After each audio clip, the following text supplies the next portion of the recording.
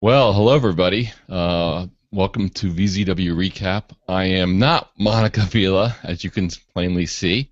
Monica sends her apologies. She is stuck in transit without Wi-Fi, so that's not going to help getting on a video chat. So I'm going to co-host, host in her place. I'm Martin McPadden. And today's topic is all about getting ready for Mother's Day. And before we get into it, I want to talk about our prize today. And I'm going to load that up. I have a graphic for you. And today we are giving away a LG G2 smartphone. And the way you enter to win is you participate on Twitter. And you use the hashtag VZWBuzz. Ask your questions, make comments, and we'll pick the best participant to win the phone at the end of our recap. So, without any further ado, I'm going to introduce our guest today. We are very fortunate to have Sara Hawkins with us. Sara is a wife, a mother, a writer, a speaker, a lawyer. Sara, what else do you do? I mean, you do a lot of stuff. What else do I do? I'm a mom first. Very good. Excellent. Why don't you tell everybody a little bit about I guess chauffeur would be the word. Sherpa. Oh, absolutely. I can understand that certainly with kids. So that's definite. So tell us a little bit about yourself. Now you have a wide range. You're a wife, mother. You speak. You're a writer, lawyer. That's a lot of stuff going on. I'm just in real life. I'm a lawyer, and I have this idea. I had this idea that I should make the law understandable and to people such as yourself, online professionals and entrepreneurs, and that's kind of how I got into this space. It's just I've taken all the things that I've learned as a lawyer and put them together with social media. So, busy moms and busy entrepreneurs, I think, work well together. Absolutely. Now, with Mother's Day fast approaching, we want to get into some, and since we're a tech-based show, I want to get kind of your suggestions as our first question. Some good tech gifts. I mean, you as a mother, you have children. What would you like as a mother to see on Mother's Day as far as kind of from a tech-based gift? I'm really fortunate because I get to try out a lot of the tech with Verizon, and that's a lot of fun. But I think that what I would really like, I really want a new Sling box. And if people don't know what a Sling box is, I don't know, do you know what a Sling box is, Marty? Yeah, yes, I do. Yeah. So we have a really old one, and it's super cool. So you can watch TV wherever, and even though we have things like Hulu Plus and Roku's and Apple TVs and stuff like that, there's just something about watching your own TV, and they've added all kinds of new aspects to it. It's great. I love it when I travel because I can kind of feel like I'm watching TV with my family. Now, just to kind of go over that, Slingbox for folks that don't know what it is, it's a very cool box, as Sara was mentioning, that you can get that if you have cable at home, you can actually hook it up and watch your cable from your house on the road via the internet. And that's very, very cool. So if you're in a hotel room and you're stuck and you don't like the selection on the TV, you can actually hook that up and watch it on your tablet, your computer. So it's very, very cool. Anything else, Sara, that you would like? I'm really starting to get more into the Bluetooth headsets and stuff like that now that more and more places that I travel to are banning cell phone use in the car with very large fines.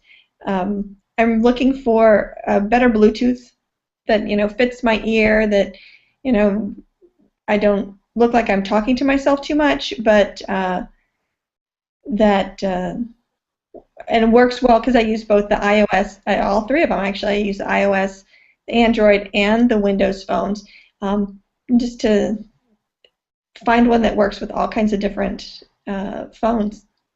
Now, I have and I have it right here. I'm going to try to grab it off camera here.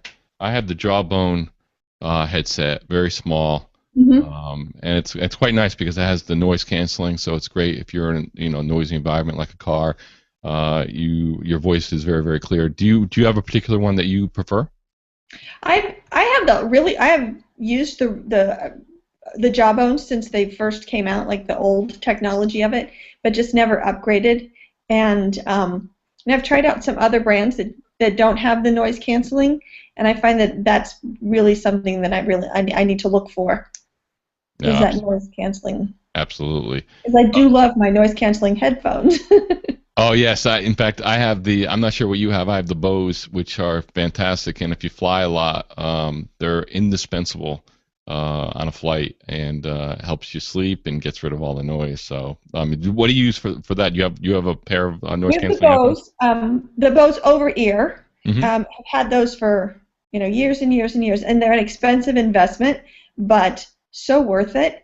And I for myself actually use Etymotic, Etymotic. Have you heard of them? Yes, I have. Yeah. Now they're in-ear headphones, right? They're in ear, and so they're little, and just because I tend to be having to Sherpa with a little person, she's not little, she's 11, but I still end up having to carry a lot of her stuff. I find that having something that's in ear that's really small has worked better than having two sets of Bose, because she's confiscated those as well. So. Oh, there you go. Absolutely. Now, with Mother's Day approaching, as we mentioned before, that's usually the most popular day for phone calls, and back in the day, before all this internet stuff, you get on the phone, you call mom, especially if you live out of state or far away.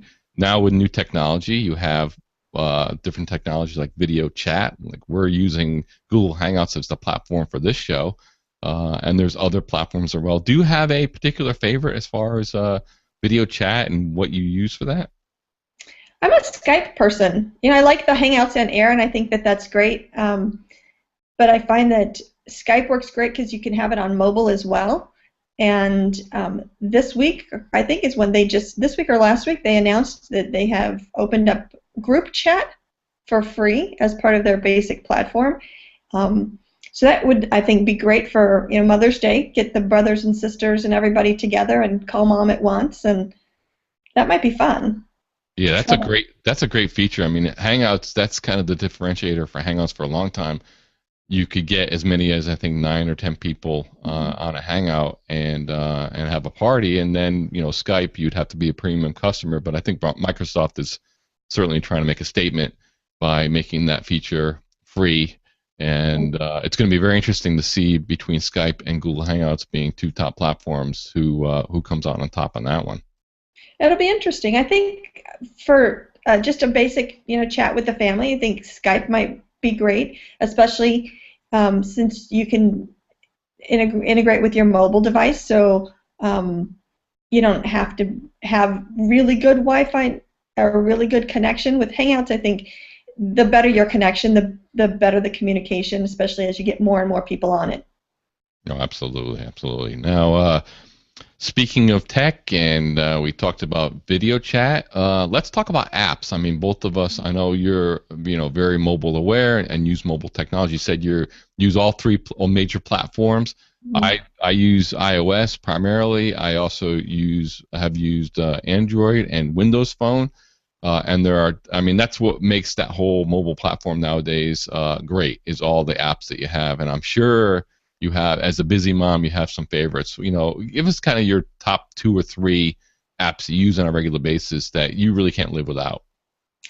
I was actually just talking on Facebook earlier today about the one that I really like, and it's the TED app, like for TED Talks, mm-hmm. because you can download talks, which are both video and audio, and it organizes it by time. So if you just have your phone, I have it on my phone, so if I don't have my tablet or something and want to read, it's hard for me to read on my phone with the Kindle. And I find so I can just, if I have 10 minutes, I can pop in a 10-minute TED Talk and, kind of learn something new or interesting. So I like the TED app because you don't actually have to be connected for that. And you know what? And just to interrupt, what's great about that for people not familiar with TED Talks? I mean, that's a whole series. If you were to attend in person, I think it's like $5,000. It's some ridiculous amount of money. But the cool thing about TED Talks is they make all those talks available online, like Sarah said, and I have to check out that app too. I love those talks, and they're only like 10, 15, 20 minutes long. They're relatively short, and they're very, they're lots of times they're famous people or just very influential or informative, and it's fantastic. So it's great. And you said that you can actually download it to your phone from the app. From the app, in the app, you can download it so you don't have to be connected to Wi-Fi, and it's great because they range. Some of them, the ones at the big TED events, tend to be like an hour. There's some at the TEDx events that are like 5 and 10 minutes long. They try to be like, some of them are in the try to be under 20 minutes for the TEDx. But yeah, like Sheryl Sandberg did a TEDx one. So, and there's one. They have violinists, they have scientists, educators, people from around the globe. Kids. It's great for kids to see other kids too. Absolutely. Yeah. My other one is, I mentioned it on one of my Genie apps that I liked, was Headspace. It's a meditation facilitating app. And I think that if you need, it reminds you every day to take 10 minutes for yourself. And I think for moms, it's one thing we don't do a lot is to take time for ourselves. And I think the first 30 days are free, and then it's actually relatively reasonable to go to get a quiet space and kind of calm down if you're having a challenging day or whatever. And I'm not a meditating kind of person, but it really opened my eyes. As a busy mom and all the things that you're doing, I could see that there'll be some days where we could really use some meditation to kind of ease down and kind of ease the stress of the day and all that. That's great. I listened to it in the pickup line. It's fantastic, and you've got 30 minutes, 10 minutes, 20 minutes to wait for the kids in line to after school. I just pop it in the ears, close my eyes. That's a pretty stressful place to be. Oh, I could imagine. Absolutely. I'll throw one out. The one I use, and obviously I'm not a mom, but I use it, pretty much every week, and that's Wunderlist. It's a productivity app, and it's a free on iOS, and I believe it's on really all the platforms. I know it's on Android. I believe it's on Windows Phone. And what I like about it is, first of all, it's free. Second of all, it's a very simple list app. And the cool thing I like about it is that the lists are shareable. And for example, Misty will make our grocery list, and we go every week to the grocery store. She'll do that during the week. She'll do that, on Sundays when we go out. And I just turn on my app and I sync. It just syncs right in, and there it is. And I have it on my phone. She has it on her phone. And we can add items as we go along, and it's really nice. And what I like about it is there's a lot of productivity apps out there, list apps that are complicated, and they're good, but this is just real simple. It's free, and it does what it says it's going to do. So Wunderlist. I have to agree. That was on my list of apps that I talked about for Earth Day. In that, it's a great way to get rid of the paper. Always have it with you. I believe it was like my number 1 or 2. Oh, absolutely. App, so. Yeah, I've been using it for a while, and it's funny because I am an iPhone user primarily, and they have reminders and all that stuff. But I haven't found anything that's quite as smooth running and good as that app. Moving on to a slightly different topic, a lot of the viewers we have for VZWBuzz Recap are moms and a lot of bloggers. And you being an attorney, and I know we've talked about this before, on our show way back in the day. But can you offer? I know it's a big topic, but since we have viewers that are bloggers, can you offer what they need to be aware of? Maybe the top 2 or 3 things that maybe they're not really thinking about as far as the law is concerned. But maybe what they should be aware of, or maybe even a new blogger getting into it may not realize that you have to kind of think about the legal aspects as well. I think one of the things is obviously the FTC disclosure. Like, we didn't lead out with a disclosure or anything, but like, I'm not compensated for my time here. You've been doing these hangouts and the recaps for quite some time. You have a relationship with. And this is part of your job. You're a professional. This is your job. I think the disclosure, a lot of people are unfamiliar with that. And I'm starting to see more and more about photos. I mean, copyright is just always a huge issue, and sharing content's fantastic. I think a lot of people are confused as to how much to share and how upset to get. Also, we throw the word out, stealing content, and I think if something happens and your photo's taken or your content's taken, if you can step back for a minute and just take a breath and find a really good resource to walk you through it, you'll be able to handle the situation better. And I think that's one of the challenges is, as a blogger, we often then group with our blogger friends on Facebook or Twitter into private chats, and we escalate something that we can solve relatively quickly, because we love our content and we take it very personal, especially when it's about our families.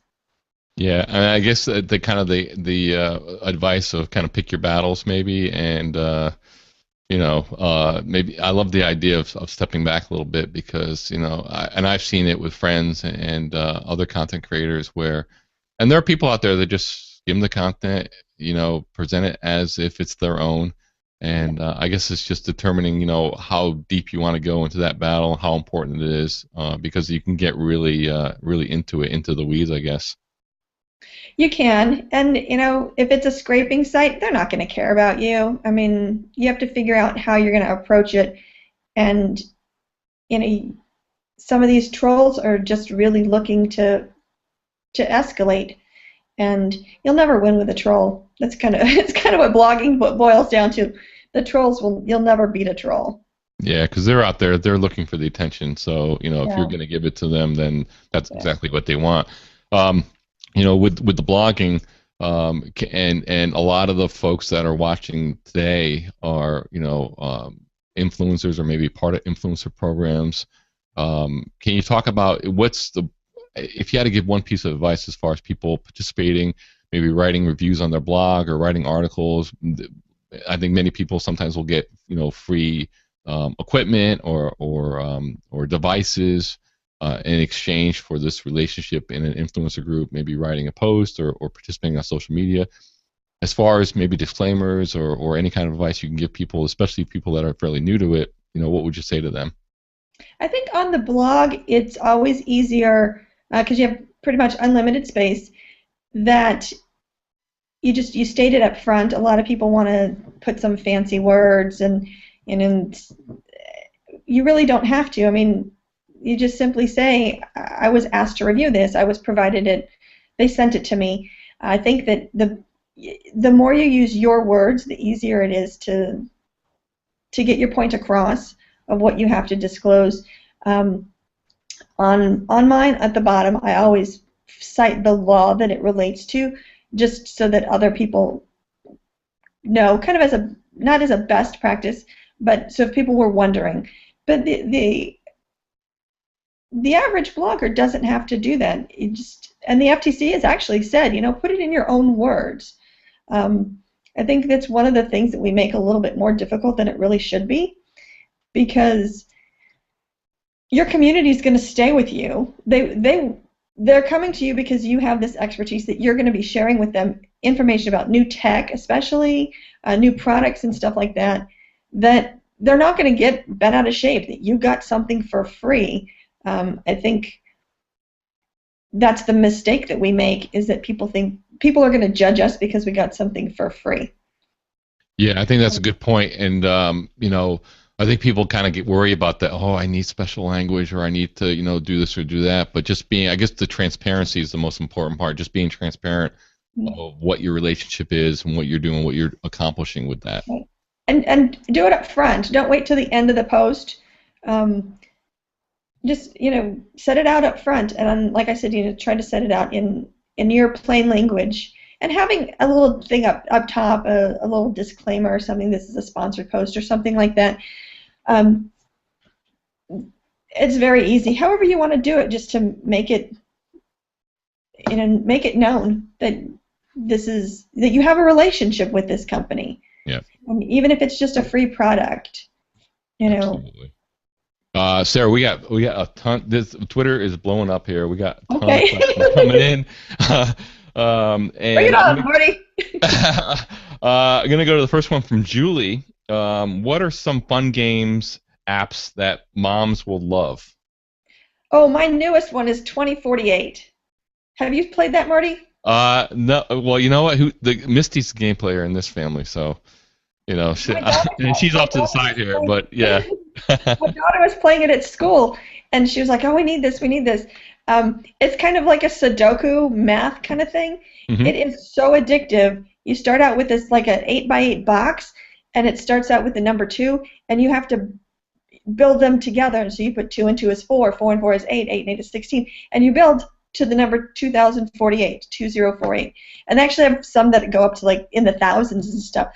But it's like one of those things where it's like a Rubik's Cube-ish thing. You get frustrated, but you get so addicted to it. It's kind of that Rubik's Cube, those little things that they have that has the open square and you have the mixed up photo and you're like moving the little tiles around. Oh yeah. Yep. Yeah, it's like Oh, all of wow. that in one. Those little jumping things at the Cracker Barrel, like how much of a genius are you? It's like I think you just want to prove I'm smart still. Just because I change diapers all day, I'm still smart. Oh my goodness. That's a good one. I know we have some more questions. Wait, let me get to the questions. Okay, which one should I go to? Okay. Um, and I'm just gonna read the Twitter handle. It's RYCHEPET. Okay. Oh, Tony. What is the best way to teach mom how to Skype? Just to do it.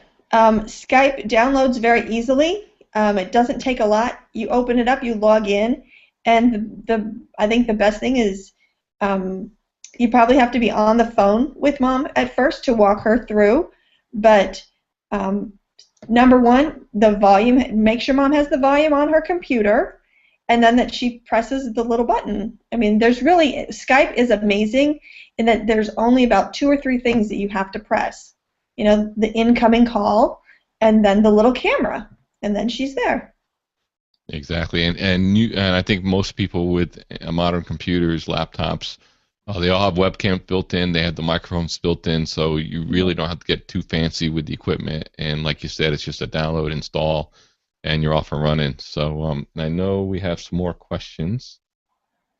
Which one should I take? Here's one from Lacrona on Twitter. What do you suggest getting for a tech-savvy mom for a gift?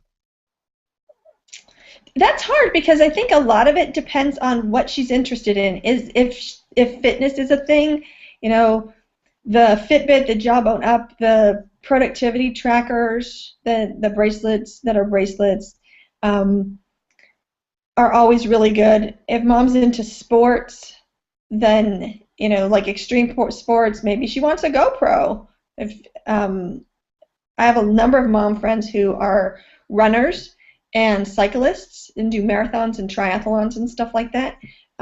So they like things that are a little bit more extreme like that.